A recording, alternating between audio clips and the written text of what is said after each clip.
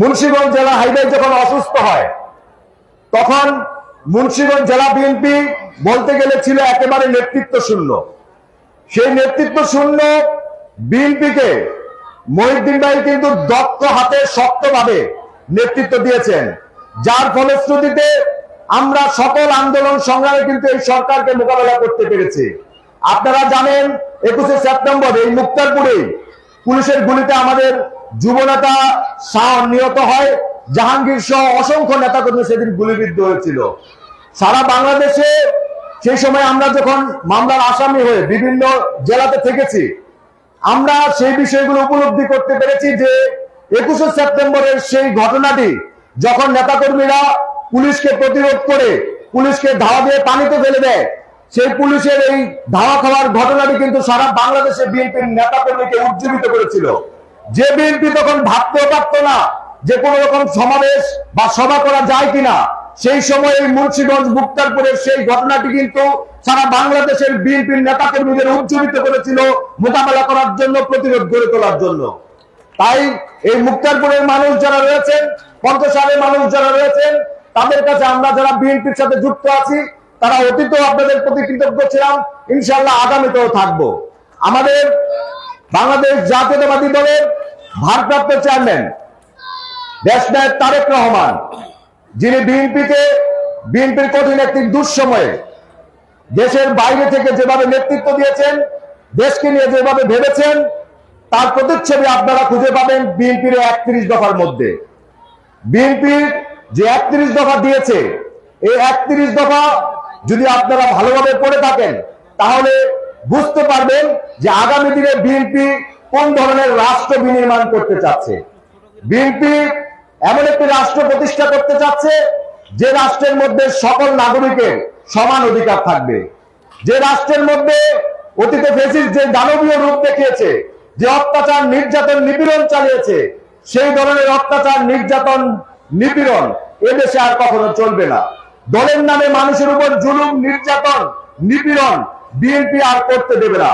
তাই আগামী দিনে আমরা প্রতিটি মানুষ যেভাবে নিজের মধ্যে আকাঙ্ক্ষা রাখি, আমরা একটি দেশকে নিয়ে যেভাবে ভাবি, আমরা একটি দেশকে যেভাবে দেখতে চাই, তার সমস্ত প্রতিচ্ছবি আপনি 31 দফা বাস্তবায়নের মধ্যে দেখতে পাবেন। তাই আশা রাখবো আগামী দিনে বিএনপির পাশে থাকুন, বিএনপির পাশে থেকে বিএনপিকে আগামী দিনে নির্বাচনে ভোট দিয়ে রাষ্ট্র ক্ষমতায় যদি আমরা আনতে পারি, তাহলে অবশ্যই আমরা একটি মানবিক বাংলাদেশ প্রতিষ্ঠা করতে পারবো। যে মানবিক বাংলাদেশে শুধু আমরাই ভালো থাকবো না, এদেশের প্রতিটি মানুষকে আমরা ভালো রাখবো। তাই আমার বক্তব্য দীর্ঘায়িত করব না, আমি বক্তব্যের পরিশেষে শুধু এইটুকু বলবো, জননেতা মহিউদ্দিন আহমেদ বর্তমান যিনি বিএনপির নেতৃত্ব দিচ্ছেন এবং আগামী দিনে যিনি মুন্সিগঞ্জ 3 আসন থেকে বিএনপির মনোনয়ন প্রত্যাশা করছেন, আমরা দৃঢ়ভাবে বিশ্বাস করি জননেতা মহিউদ্দিন ভাইয়ের প্রতি দেশনায়ক তারেক রহমান কখনো অবিচার করবেন না।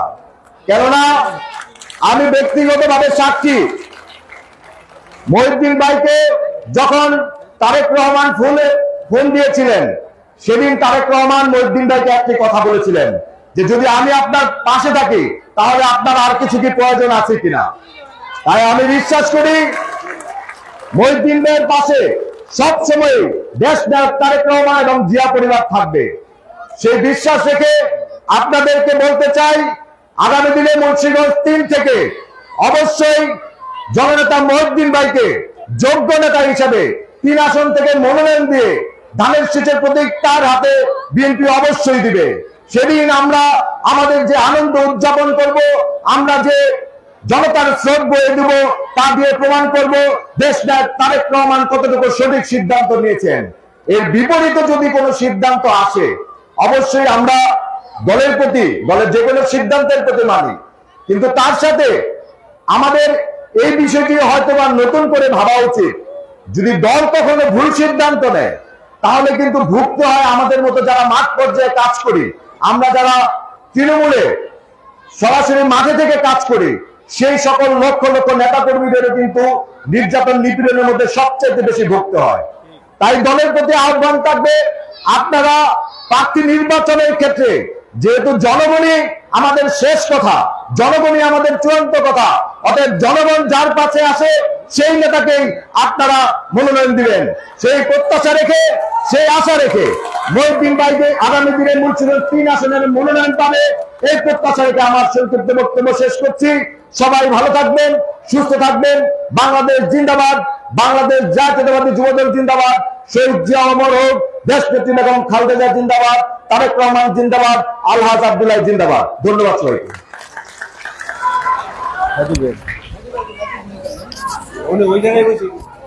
এখন আপনাদের সামনে বক্তব্য রাখেন মুন্সিগঞ্জ সদর উপজেলা বিএনপির সংগ্রামী সভার সম্পাদক জনাব সাইদুল ফকির সাহেব। জনাব সাইদুল ফকির সাহেব। বিসমিল্লাহির রহমানির রহিম। এই পরন্ত বিকালে মুক্তারপুর সমাজ কর্তৃক আয়োজিত আজকের এই উঠান বৈঠকের সম্মানিত সভাপতি, যিনি আমাদের মুরব্বী, আমাদের রাজনৈতিক বিশ্লেষক, যিনি রাজনীতি থেকে অনেক দ্বারা আমাদেরকে বাঁচায়, সে আমাদের প্রাণপ্রিয় বড় ভাই জনাব আতার হোসেন বাবুল ভাই, এবং এখানে উপস্থিত বিশেষ অতিথি হিসাবে দীর্ঘদিন যিনি মুন্সিগঞ্জ শহরের কমিশনার ছিলেন, বারবার নির্বাচিত কমিশনার জনাব শহীদুল ইসলাম কমিশনার, এবং আমাদের মাঝে আরো উপস্থিত এখানে আমাদের অত্যন্ত সরল, যাকে আমরা সরল ভাই হিসাবে জানি, ভাই সাহেবের ছোট ভাই জনাব আব্দুল মতিন সাহেব, যিনি বর্তমান পঞ্চশালী ইউনিয়ন বিএনপির সাধারণ সম্পাদক। এখানে আজকে উপস্থিত সভাপতিত্ব করছেন পঞ্চশালী ইউনিয়নের কলিমুল্লাহ ভাই এবং পঞ্চশালী ইউনিয়নের এখানে আগত সকল মুরব্বীগণের মহিউদ্দিন ভাইয়ের পক্ষ থেকে আন্তরিক সালাম ও অভিনন্দন জানাই। আমি সেই সাথে আপনাদের বলতে চাই, আপনারা দীর্ঘ 17টি বছর মহিউদ্দিন ভাইয়ের পাশে থেকে যে শ্রম দিয়েছেন, তাকে যে সাহায্য সহযোগিতা করছেন, সেজন্য আন্তরিকভাবে আপনাদের ধন্যবাদ।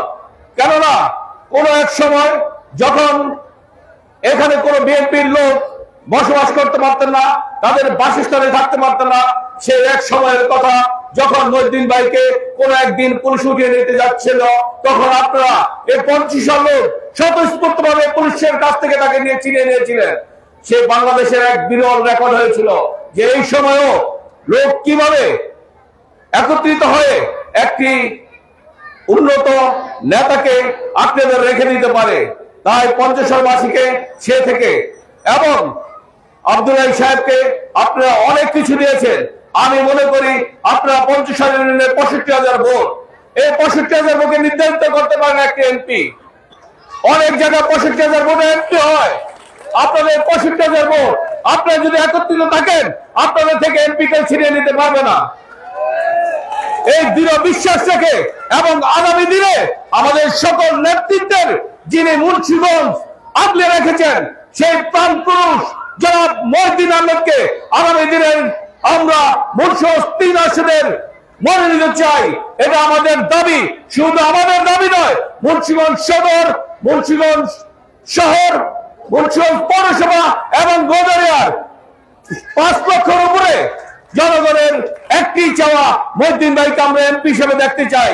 আপনারা সবাই আমার সাথে আছেন ইনশাআল্লাহ।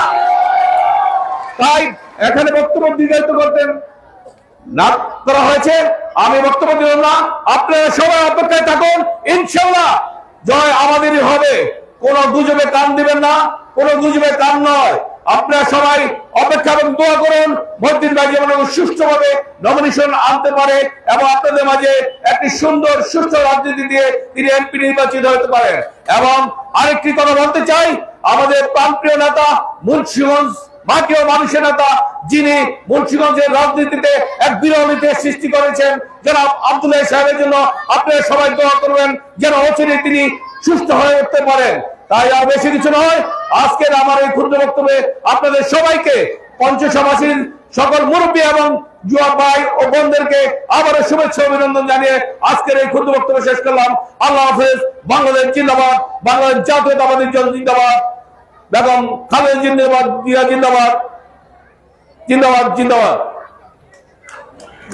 এখন আপনাদের সামনে বক্তব্য রাখবেন পঞ্চশাল ইউনিয়ন বিএনপির সাধারণ সম্পাদক এবং জননেতা আব্দুল হাই সাহেবের দলের ছোট ভাই জনাব আব্দুল মতিন। বিসমিল্লাহির রহমানির রহিম। মুক্তারপুর সমাজের উঠান বৈঠকের আজকের সম্মানিত প্রধান অতিথি ও আমার মঞ্চে উপবিষ্ট মুক্তারপুর সমাজের মুরব্বী ও মঞ্চের সামনে উপস্থিত মুক্তার সমাজের মুরব্বী ভাই বোনেরা, আসসালামু আলাইকুম। আপনারা জানেন দেশ নায়ক তারেক রহমানের ৩১ দফা বাস্তবায়নের লক্ষ্যে সবাইকে ঐক্যবদ্ধভাবে কাজ করতে হবে।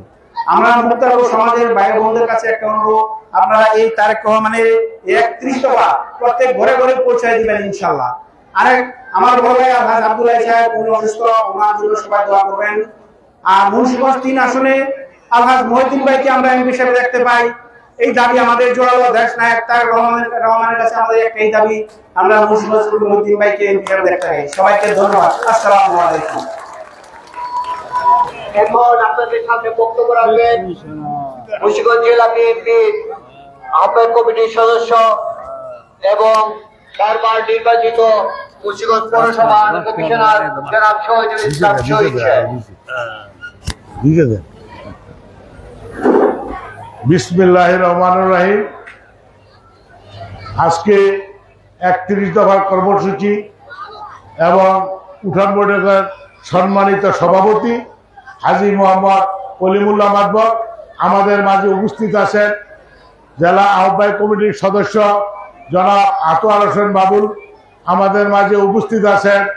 পঞ্চশাহ ইউনিয়নের সাধারণ সম্পাদক জনাব আব্দুল মতিন আমাদের মাঝে উপস্থিত আছেন। সদর থানার সাধারণ সম্পাদক সাইদুল ফকির আমাদের মাঝে উপস্থিত আছেন। জেলা যুব দলের সদস্য সচিব আমাদের মাঝে উপস্থিত আছেন। পঞ্চশাহ ইউনিয়নের মুরব্বী এবং যুবক ভাইয়েরা ও বোনেরা, আসসালামু আলাইকুম। আমি শ্রদ্ধার সাথে স্মরণ করতেছি জননেতা আব্দুল্লাহ সাহেব আজকে আমাদের মাঝে নাই, তিনি অসুস্থ। আজ অসুস্থ না হলে হয়তো আজকে আমাদের মাঝে জননেতা আব্দুল্লাহ সাহেব অবশ্যই থাকতে। যাই হোক, আজকে আমরা সবাই জননেতা আব্দুল্লাহ সাহেবের জন্য দোয়া করব। আজকে আব্দুল্লাহ সাহেবের ছোট ভাই জননেতা মহিউদ্দিন সাহেব আব্দুল হায়ের উত্তরসূরি হিসাবে এই ৩ আসনের মনোনয়ন চেয়েছে। তাই আমরা মুন্সিগঞ্জবাসী প্রত্যাশা করি, আশা করি আমাদের মাঝে জননেতা মহিউদ্দিন সাহেব অবশ্যই আমাদের মাঝে নমিনেশন নিয়ে ফিরে আসবেন এবং আমরা যতক্ষণ পর্যন্ত এই মহিউদ্দিন সাহেবের নমিনেশন না পাবো ততদিন পর্যন্ত আমরা কেউ ঘরে ফিরে যাব না। আমরা ইনশাআল্লাহ মাঠেই থাকবো। আমরা আশা করি আমাদের অ্যাক্টিং চেয়ারম্যান আমাদের মাঝে সুবিচার করবে। আমাদের মাঝে এই 16 বছরের সুখে দুঃখে মহিউদ্দিন সাহেব পাশে ছিলেন। আজ তো কেউ মুসলিমদের কোন নেতা আজকে দাবি করে আবার আমি এমপি হব, যে দাবি করেন, আপনারা কোন মুখে দাবি করেন? আপনারা এই 16 বছর কোথায় ছিলেন? 16 বছর কি মাঠে বাজারে ছিলেন? 16 বছর তো আপনারা ছিলেন না। এখন আপনারা কিভাবে দাবি করেন?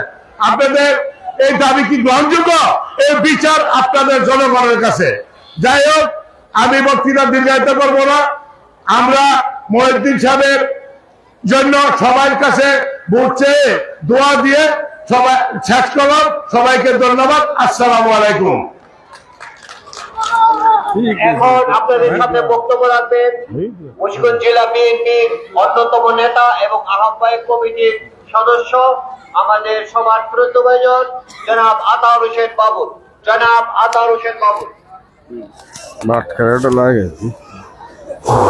বিসমিল্লাহির রহমানির রহিম। আজকের এই উঠান বৈঠকের সম্মানিত সভাপতি জনাব কলিমুল্লাহ ভাই, উপস্থিত জেলা বিএনপির নেতা জনাব শহীদ কমিশনার, সদর থানা বিএনপি সাধারণ সম্পাদক সাইদুল ফকির, মুন্সিগঞ্জ জেলা যুব দলের কান্ডারি জনাব মাসুদ জানা, মুন্সিগঞ্জ শহর বিএনপির নেতা জেলা বিএনপির সদস্য জনাব শহীদ কমিশনার, অত্র এলাকার মুরব্বী, যুবক ভাই, ছাত্র ভাই, মহিলা বোনেরা সবাইকে আসসালামু আলাইকুম এবং ধন্যবাদ ও শুভেচ্ছা। আজকে এখানে আমরা কেন সমবেত হয়েছি আপনারা সবাই জানেন। আজকে আমরা সমবেত হয়েছি এখানে জনাব তারেক রহমানের রাষ্ট্রীয় সংস্কারের 31 দফা এটা জনগণের কাছে প্রকাশ এবং প্রচারের মাধ্যমে যাতে আগামী দিনে আমরা একটি সুন্দর সমৃদ্ধশালী এবং সুখী সমৃদ্ধ বাংলাদেশ গড়তে পারি সে প্রত্যাশা নিয়ে আমরা এখানে সমবেত হয়েছি। সংগ্রামী ভাইয়েরা, রাজনীতি শুরু করেছিলাম 1976 সালে এখানে ইউনিয়ন পরিষদের নির্বাচনে জনতা জনাব আব্দুল্লাহ সাহেবকে চেয়ারম্যানের মাধ্যমে চেয়ারম্যান তৈরি করে তারপর আমরা রাজনীতি শুরু করেছিলাম। জনাব আব্দুল্লাহ সাহেব 1979 সালে পার্লামেন্টের নির্বাচনে এই নির্বাচনে তৎকালীন চাইলে উনি পার্লামেন্ট মেম্বার হয়েছিলেন, সংসদ সদস্য হয়েছিলেন, পার্লামেন্টের সর্বকনিষ্ঠ এমপি উনি শপথ নিয়েছিলেন জেনারেল জিয়ার পার্লামেন্টে। সংগ্রামী ভাইয়েরা, সেই হিসাবে আমরা এখানে জনতা জনাব আব্দুল্লাহ সাহেব দীর্ঘ 45টি বছর বাংলার এই গ্রামান্তরে এই 58টা জেলা 58টা ইউনিয়নে সভা সেমিনার সিম্পোজিয়ামের মাধ্যমে জেনারেল জিয়ার আদর্শ প্রচার করেছেন। আজকে আমরা এখান থেকে শুরু করব জনতা জনাব মহিউদ্দিন আহমেদের নেতৃত্বে তারেক রহমানের 31 দফা বাংলার মুন্সিগঞ্জের এই 58টা ইউনিয়নে প্রচারের মাধ্যমে এবং আগামী দিনে যদি পার্লামেন্ট নির্বাচন হয় সেখানে মুন্সিগঞ্জ 3 নির্বাচনী এলাকা থেকে জনাব মহিউদ্দিন আহমেদকে পার্লামেন্ট নির্বাচনে তাকে নির্বাচিত করে তারপর আমরা তারেক রহমানের 31 দফার ভিত্তিতে বাংলাদেশ একটি সুন্দর সমৃদ্ধশালী এবং একটি সুখী সমৃদ্ধশালী মুন্সিগঞ্জ গড়ে প্রত্যয় দিব। সংগ্রামী ভাইয়েরা, আজকে অনেক কিছু বলার ছিল, আজকে এখানে সময় নেই, হয়তো মাগরিবের আযান দিয়ে দিব। তবে শুধু একটি কথা, জনাব তারেক রহমানের 31 দফা আপনারা একটু পড়বেন এবং দেখবেন যাতে আগামী দিনে আগামী ফেব্রুয়ারিতে যদি পার্লামেন্ট নির্বাচন হয় সেই নির্বাচনের মাধ্যমে যদি বিএনপি ক্ষমতায় আসে তাহলে সেই ক্ষমতাবান গিয়ে বিএনপি ক্ষমতায় গিয়ে যাতে লুটপাট করতে না পারে, সুসারি করতে না পারে, চুরি করতে না পারে, দুর্নীতি করতে না পারে সেই দিকে খেয়াল রাখবেন। এই কারণে এই যে 31 দফা তারেক রহমান আপনাদের কাছে পাঠিয়েছেন, এই 31 দফার ভিত্তিতে রাষ্ট্র পরিচালিত হবে যাতে দুর্নীতি মুক্ত থাকে, সমাজে একটা তন্ত্র প্রতিষ্ঠিত না হয় এবং মানুষের কল্যাণের জন্য, রাষ্ট্রের কল্যাণের জন্য, মানুষের পেট ভরে ভাত খাওয়ার জন্য, দুমুঠো ভাত খাওয়ার জন্য শিক্ষা, চিকিৎসা, স্বাস্থ্য গ্যারান্টি দিয়ে রাষ্ট্র পরিচালনা করতে পারে সেইভাবে রাষ্ট্র পরিচালনার জন্য তারেক রহমান 31 দফা প্রণয়ন করেছেন। 31 দফার মূল কাঠামো হলো জনগণের শান্তি, নিরাপত্তা, রাষ্ট্রীয় সংবিধানে যাতে কোনো স্বৈরাচার সৃষ্টি করতে না পারে তার জন্য রাষ্ট্রপতি ও প্রধানমন্ত্রীর ক্ষমতার ভারসাম্য রক্ষা করা এবং প্রধানমন্ত্রী যাতে 2 বারের বেশি কেউ প্রধানমন্ত্রী না হয়ে স্বৈরাচার হতে না পারে সেই ব্যবস্থা প্রবর্তন করা। জনাব তারেক রহমান সাহেবের 31 দফার মাধ্যমে বাংলার শ্রমজীবী মানুষের অধিকারের কথা বলা হয়েছে এবং রাষ্ট্রীয়ভাবে আদান প্রদানের মাধ্যমে, রাষ্ট্রীয় দ্রব্যমূল্যের মাধ্যমে, রাষ্ট্রীয় মুদ্রাস্ফীতির মাধ্যমে শ্রমিক ভাইদের ন্যায্য অধিকার প্রতিষ্ঠার কথা বলা হয়েছে। এখানে কথা বলা হয়েছে ছাত্রদের অধিকারের কথা বলা হয়েছে, তাদের ন্যায্য দাবিদের কথা বলা হয়েছে, এখানে যুব সমাজের উন্নয়ন উৎপাদনের কথা বলা হয়েছে, এখানে মুসলমানের ধর্মীয় স্বাধীনতার প্রতি রক্ষা রেখে এবং অন্যান্য ধর্ম সংখ্যালঘু সম্প্রদায় আছে তাদের ধর্মীয় অধিকারকে প্রতিষ্ঠার জন্য তারেক রহমানের 31 দফা বলা আছে।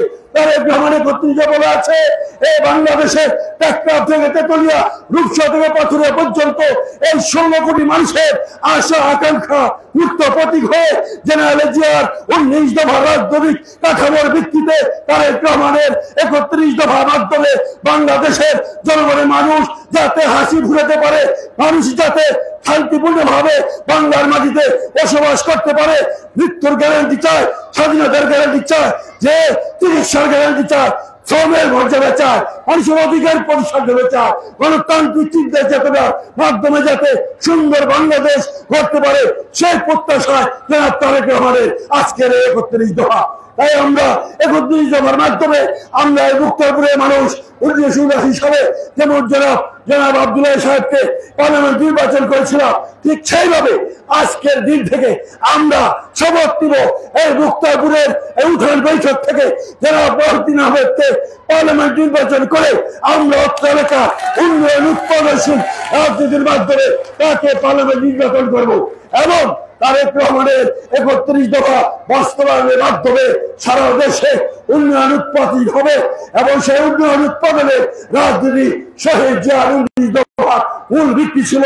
জনতা জনাব আব্দুল্লাহ সাহেব যেভাবে উন্নয়ন উৎপাদন করেছেন অত্র এলাকার মানুষের জন্য, সেইভাবে জনাব মহিউদ্দিন আহমেদ যাতে তার উন্নয়নের উৎপাদনের অসমাপ্ত কাজগুলি সমাপ্ত করতে পারে সেই প্রত্যাশা রেখে সবাইকে ধন্যবাদ জানিয়ে আমি আমার বক্তব্য শেষ করছি। আল্লাহ হাফেজ। বাংলাদেশ জিন্দাবাদ, বাংলাদেশ জাতীয়তাবাদী দল জিন্দাবাদ, শহীদ জামান হোক, খালেদা জিয়া দল জিন্দাবাদ, জনতা জনাব তারেক রহমান জিন্দাবাদ জিন্দাবাদ। মহিউদ্দিন আহমেদ এগিয়ে চলো, আমরা আছি তোমার সাথে। সবাইকে ধন্যবাদ।